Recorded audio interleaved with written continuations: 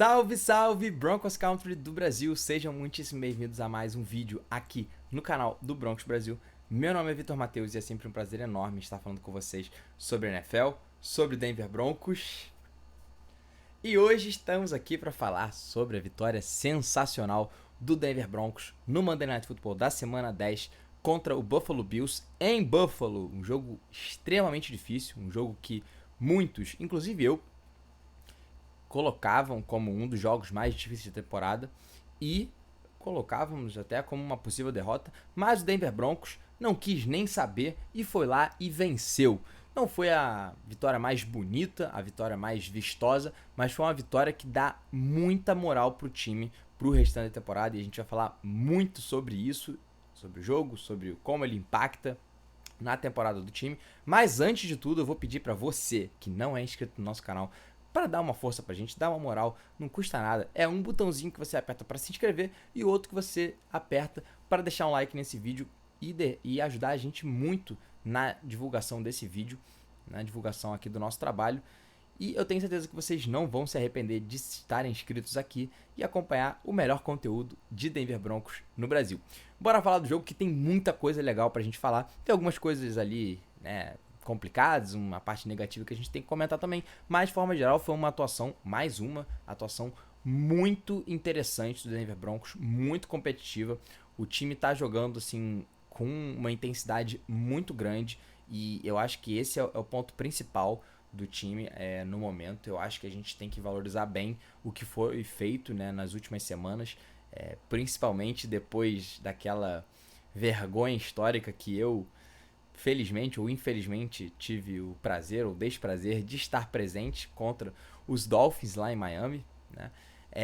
Mas eu até brinquei no Twitter, eu falei que tudo de ruim que vinha acontecendo na temporada dos Broncos, ela culminou naquele jogo ali, né? E eu fui eu me sacrifiquei, eu fui o mártir para tudo de ruim ficar naquele jogo.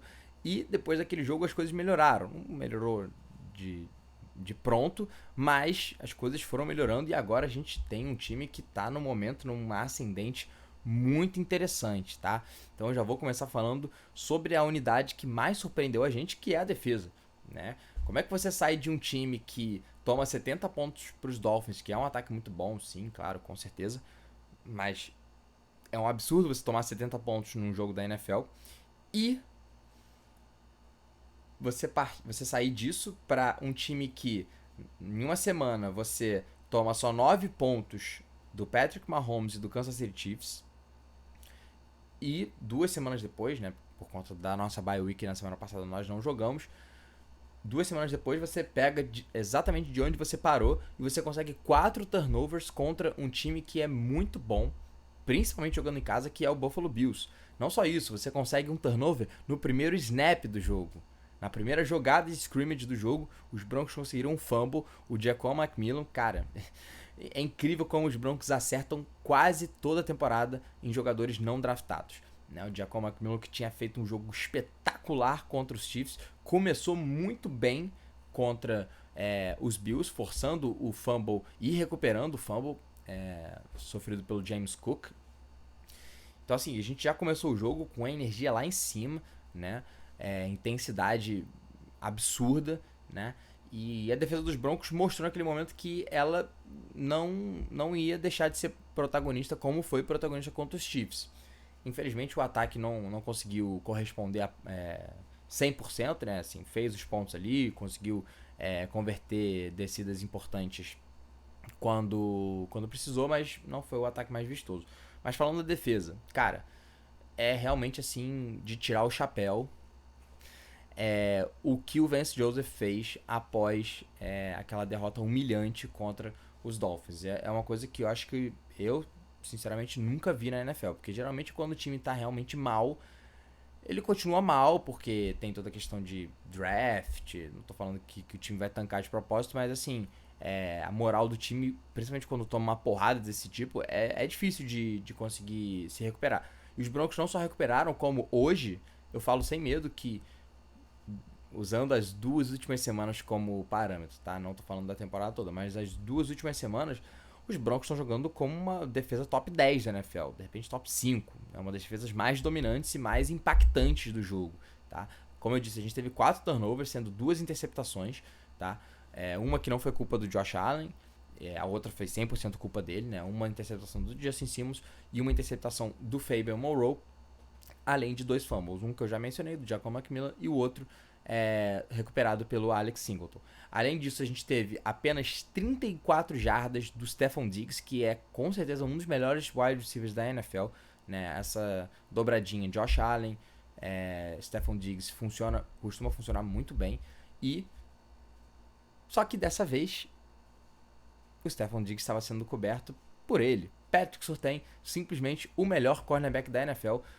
Não tem nenhum argumento hoje pra mim que você consiga dizer pra mim que o Surtain não é o melhor cornerback da NFL, tá? Os times realmente têm medo de lançar na direção dele, tá? Eles estando em cobertura em zona, eles estando em mano a mano, enfim, sem ajuda de safety, cara, ele costuma ir muito bem em 95% dos snaps, tá? Um jogador realmente muito dominante e a gente espera que ele seja aí um dos pilares dessa defesa por muitos, muitos e muitos anos, tá? Mas realmente, assim, tirar o chapéu pro Vance Joseph, quem diria, né? Esse canal do YouTube que foi criado a partir do podcast, que foi criado a partir de cornetas a Vance Joseph quando era head coach do time. Hoje a gente realmente tem que tirar o chapéu, bater palma pro trabalho que ele vem fazendo nas últimas semanas, mas a gente espera que isso continue, né? Que essa intensidade ela continue. É claro que isso também tem fatores, até pela mudança de personnel do time, né? A gente, por exemplo, trocou o Randy Gregory e começou a colocar os jogadores mais novos, né? O Nick Bonito, o Jonathan Cooper, o Baron Browning, excelente jogador quando tá saudável. A gente fez a mudança inversa, né? Em uma a gente botou os jovens e na outra a gente colocou os veteranos, né? A gente tirou o Damari Mathis, que é um cornerback de segundo ano, e agora quem tá jogando é o Jacob McMillan, o Fabian Moreau, enfim, vários jogadores aí, e essas mudanças surtiram efeito. Então, assim, parabéns pro Vance Joseph, assim, fez um game plan muito bom. Uma coisa que eu falei até no nosso grupo do WhatsApp, e se você não tá lá no nosso grupo do WhatsApp, você tá perdendo tempo, tá? Manda uma mensagem pra gente aqui no YouTube, no Twitter, @broncos_br. Dá seu jeito, fala com a gente que a gente vai colocar você lá no nosso grupo do WhatsApp, porque a resenha é muito boa, o pessoal é muito maneiro, a gente comenta os jogos dos Broncos, da NFL, enfim, lá é muito maneiro.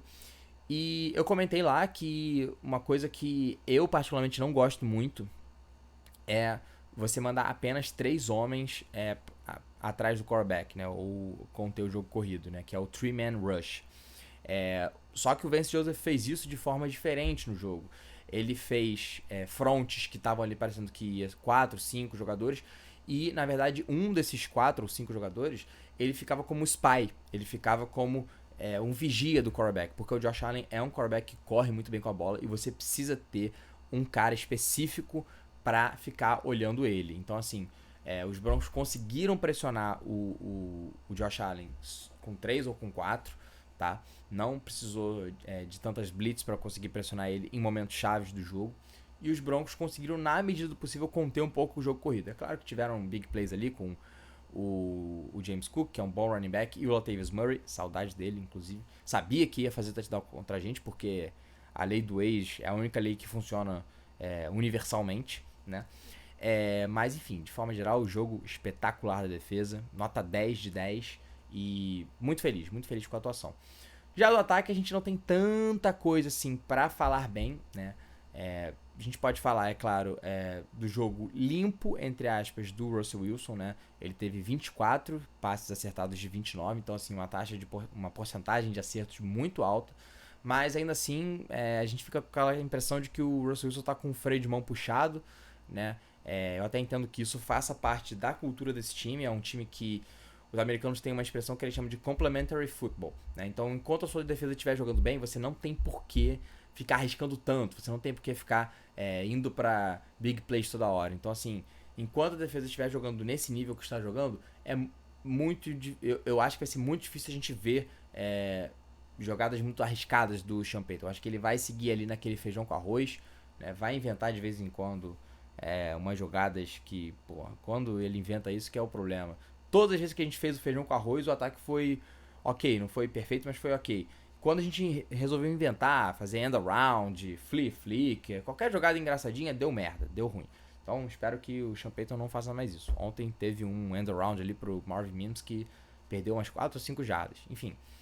Mas, de forma geral, mais um jogo parecido do ataque dos Broncos, né? A gente não vai ver jogos com 300 jardas do Russell Wilson, 4 touchdowns. A gente vai ver ali números mais singelos, mais tímidos. E dos recebedores também, né? O nosso melhor recebedor na noite de ontem foi o Courtland Sutton, com 53 jardas. Mas a gente tem que destacar o touchdown maravilhoso que ele fez ontem. Assim, uma das recepções mais bonitas que eu já vi desde que eu acompanho a NFL, tá? O Courtland Sutton, que é um cara que tem uma envergadura muito grande e tem um controle de corpo muito bom, sabe? Ele entende muito bem as medidas do campo, ele sabe quando ele tá dentro de campo, quando ele tem que arrastar o pé, ele faz muito bem isso, tá? E ontem ele conseguiu uma recepção maravilhosa, maravilhosa. Inclusive o Next Gen Stats, que é um perfil, né, que é um site que tem estatísticas avançadas de NFL e outros esportes também, publicou ontem que esse passe completo do Russell Wilson pro Courtland Sutton, que foi um touchdown, foi o passe que tinha a menor probabilidade de acerto e foi completado da história do Next Gen Stats.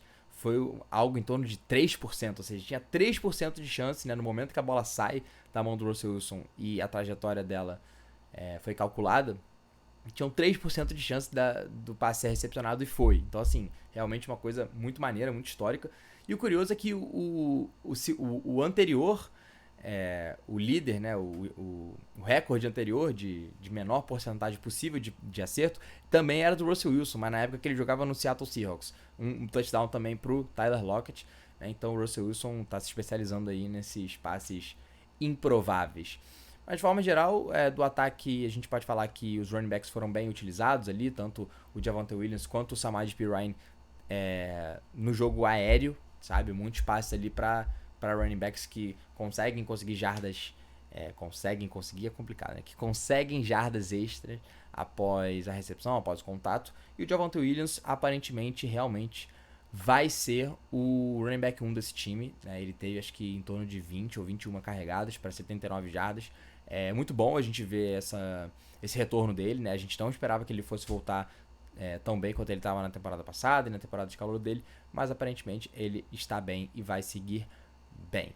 Do ataque é isso, 24 pontos apenas, e o que fica de negativo principalmente é o fato da gente só ter conseguido 6 pontos depois de 4 turnovers da defesa. Então, assim, a gente está jogando o complementary football, mas ainda assim a gente precisa colocar pontos no placar. E eu acho que isso é uma coisa que talvez tenha sido o meu único ressentimento em relação aos últimos 2 jogos, porque assim, contra os Chiefs a gente jogou muito bem na defesa, e até no ataque também fez o jogo ok, mas foram só 15 pontos de diferença. Não tô reclamando nossa, o Broncos Brasil, o Vitor está reclamando de termos vencido. Não é isso. É que eu acho que se o ataque fosse bom, se o ataque dos Broncos fosse bom, hoje o ataque dos Broncos transita ali numa região entre decente e medíocre, tá? Se o ataque dos Broncos fosse bom, só bom, não precisa ser top 10, bom, fosse um bom ataque, a gente tinha massacrado o Kansas City Chiefs há 2 semanas atrás. Poderia ter sido um jogo de 35-9, 42-9, podia ter sido tranquilamente, né, um placar mais elástico. E ontem a gente poderia ter vencido com muito mais tranquilidade. Foi 24-22 e foi um sufoco danado que eu já vou comentar, mas eu acho que se o ataque fosse bom, se o ataque fosse talvez um pouquinho mais agressivo, arriscasse um pouquinho mais, acho que a gente teria mais chances de ganhar jogos que não causem aperto e sofrimento para o torcedor azul e laranja. E foi um sofrimento enorme ontem, porque a gente quase perdeu o jogo por causa do Special Teams. O Special Teams, na parte da cobertura de punts, na parte de retorno de punts, kickoff e tudo mais, vai muito bem. O Marvin Mims é um dos melhores retornadores da NFL já no seu ano de calouro, e isso é incrível. Mas na parte de chutes, né, de field goal e extra point, os Broncos estão muito mal. Na semana 1 a gente já tinha perdido um jogo o jogo contra os Raiders por causa de um ponto, que foi o extra point que o Will Lutz errou. Logo o primeiro chute dele como um Denver Bronco. E ontem ele errou um extra point. E o outro extra point que a gente não conseguiu converter foi o erro do Panther, né? Que não conseguiu fixar a bola ali na hora do extra point. E a gente perdeu ali. A gente deixou de ganhar 2 pontos que poderiam ter feito muita falta, até porque o jogo foi 24-22. A gente ganhou por 2 pontos de diferença. Então poderia ter ficado ali no mínimo empatado para prorrogação, enfim. Mas o erro crucial para mim foi o erro do Will Lutz no chute decisivo. Porque eram só, entre aspas, 41 jardas e com todo respeito. Kicker da NFL tem que fazer um chute de 41 jardas. Ah, mas os Broncos atropelaram muito ali as coisas e tal. Faltavam só 25 segundos e o relógio estava rodando. Cara, 25 segundos é tempo suficiente para unidade de field goal entrar, se ajeitar, respirar firme e aí fazer o long snap pro kicker chutar. Sim, lamentável mesmo ele ter errado. Graças ao bom Deus que os Bills conseguiram cometer uma falta de 12 homens em campo. Eu acho que até essa correria acabou ajudando um pouco a gente nesse sentido. E aí os Broncos foram lá e chutaram o field goal de 36 jardas e conseguimos vencer o jogo. Mas, assim, lamentável, assim, porque você é um kicker que o seu head coach trocou por você. Você não era o kicker do time nos últimos anos, então você tem que ganhar a confiança da torcida. Você foi trocado para esse time, né? O seu ex-head coach nos Saints, que é o Sean Payton, trocou por você para o seu novo time. Então, assim, fica um pouco complicado isso, né? Porque, assim, a gente poderia ter perdido esse jogo, como a gente perdeu o outro jogo por conta dele. Mas, enfim, deu tudo certo no final. E o melhor de tudo, que eu deixei pro final do vídeo, foram esses 2 caras aqui, tá? Esses 2 caras aqui. Um tava na transmissão do Manningcast, que pra quem não sabe, em quase todos os Monday Night Footballs tem uma transmissão que é só o Peyton Manning e o Eli Manning com convidados, né? Ontem, por exemplo, o Mahomes foi convidado, uma mulher que eu não lembro qual que é o esporte que ela joga, mas acho que é de esqui na neve, torcedora dos Broncos, esqueci o nome dela, e o Kyle Brandt, que é torcedor dos Bills e é hater de carteirinha, não só dos Broncos, como do Russell Wilson. Já esculachou o Russell Wilson várias vezes no Good Morning Football, que é o programa que ele apresenta toda manhã, de todo dia. Ele ficou comemorando lá quando a gente errou o field goal. E assim, a cara de bosta, a cara de merda dele depois da gente ter vencido o jogo foi, sim, sensacional. Foi realmente a cereja do bolo para uma atuação muito boa dos Broncos ontem. E esse carinha aqui, desculpa, olhei pra câmera e apontei pro lado errado. Esse carinha aqui não conseguiu jogar contra o seu ex-time, né? O Von Miller, nosso recordista de sacks da franquia, não conseguiu jogar contra... Quer dizer, ele jogou, esteve em campo, mas nem parecia que ele estava jogando, né? Ele conseguiu apenas um mísero tackle, né? Não conseguiu chegar ao Russell Wilson. Inclusive, ele levou um baile numa read option do Russell Wilson. Então, Von Miller, a única coisa que eu tenho para dizer para você é: sai daí desse frio de Buffalo e vem jogar no frio, na nevasca de Denver, que você é muito mais feliz. Temporada que vem a gente espera você. Mas é isso, pessoal. De forma geral, assim, o que eu espero do restante da temporada dos Broncos. Esses últimos 2 jogos, eles eram os 2 jogos mais difíceis. 2 dos 3 jogos mais difíceis dos Broncos nessa temporada.